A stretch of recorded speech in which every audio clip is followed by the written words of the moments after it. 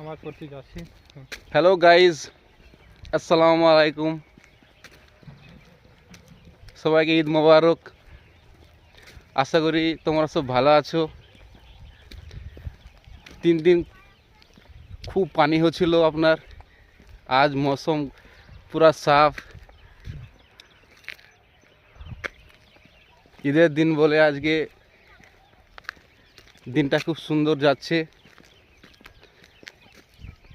কীরকম হলো আপনারা লাইক করবেন। Thank you.